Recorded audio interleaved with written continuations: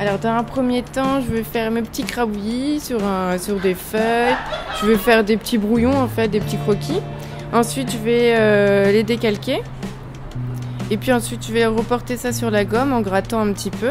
Une fois que ça c'est fait, hop, je prends une gouge en forme de V au bout. Donc ma préférée c'est celle en 1 mm. Voilà. Donc je vais graver mon contour.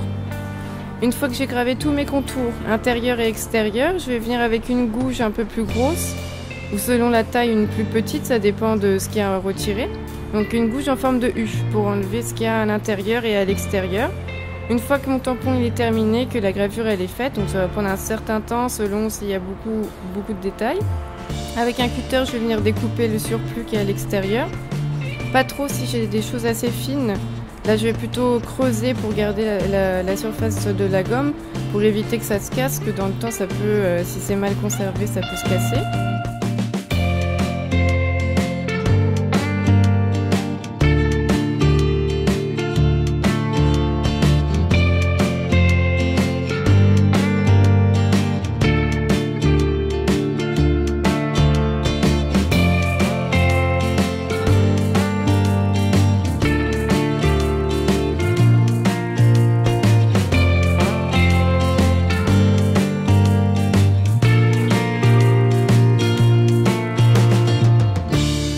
Une fois que ça c'est fait, je vais faire mes premiers essais. Donc là, je vais prendre une encre.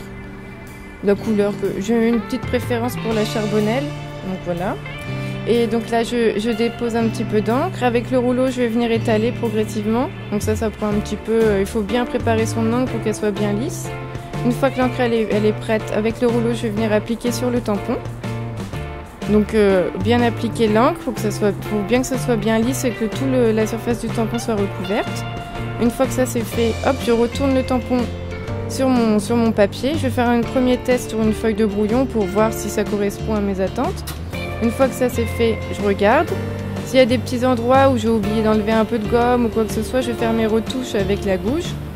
Et après c'est parti, je vais ancrer, hop, et je vais mettre sur papier. Et comme ça, je sais la quantité dont j'ai besoin. Alors je sais pas, des fois ça peut être une dizaine, une vingtaine, en fonction de ce qui m'intéresse.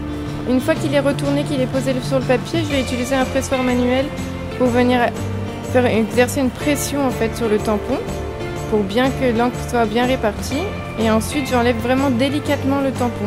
Parce que des fois, ça peut coller s'il y a trop d'encre. Donc vraiment tout doucement retirer le tampon pour avoir le résultat.